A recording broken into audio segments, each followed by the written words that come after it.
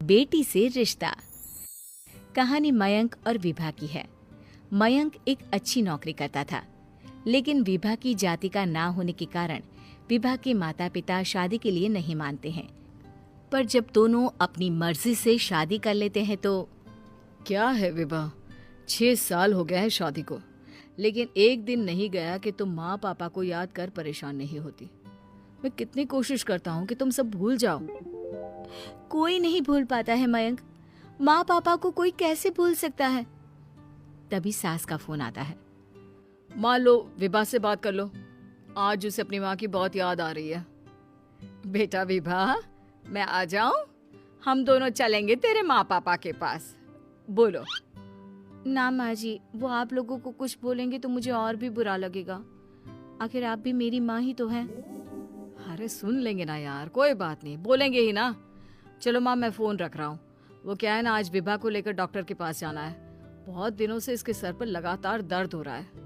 अरे हाँ हाँ, ले जा बेटा, सर दर्द को हल्के में नहीं लेना चाहिए।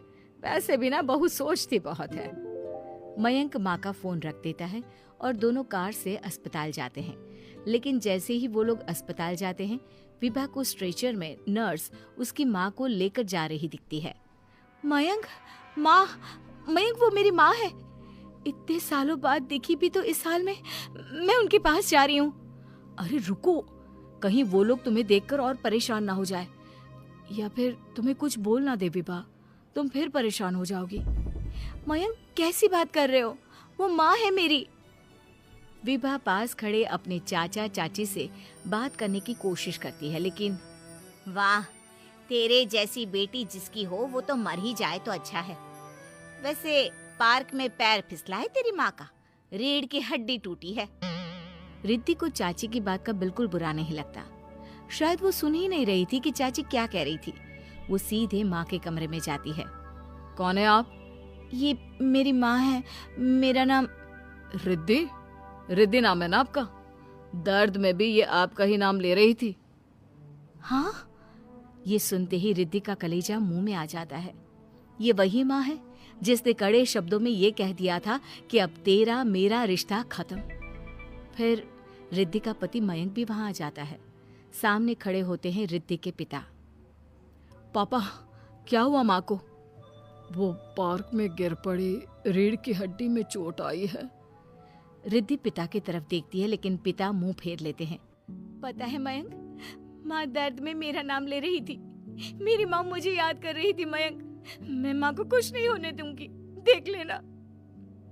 हाँ रिद्धि, हम मिलकर माँ का ख्याल रखेंगे, उन्हें फिर से खड़ा कर देंगे। लेकिन भैया कहाँ है? रिद्धि पिता के सामने जाकर खड़ी हो जाती है।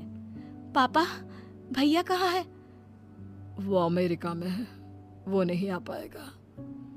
रिद्धि फिर माँ की ओर ध्यान कर लेती है। उस पूरी रात रिद्धि माँ को देखती खड़ी रहती है।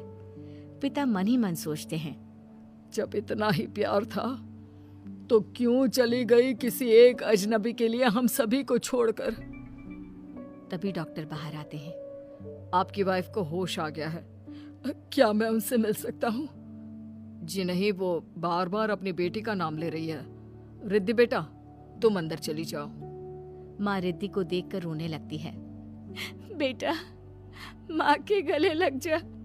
मैंने तो सोचा था तेरा चेहरा देखे बिना ही मर जाऊंगी। ऐसे कैसे?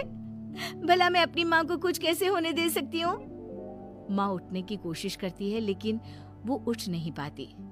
देखिए, आपकी रीढ़ की हड्डी में फ्रैक्चर है। मुझे प्यास लगी है, पानी पीना है। रुको माँ, मैं हूँ ना, मैं पिलाती हूँ पानी अपनी माँ को।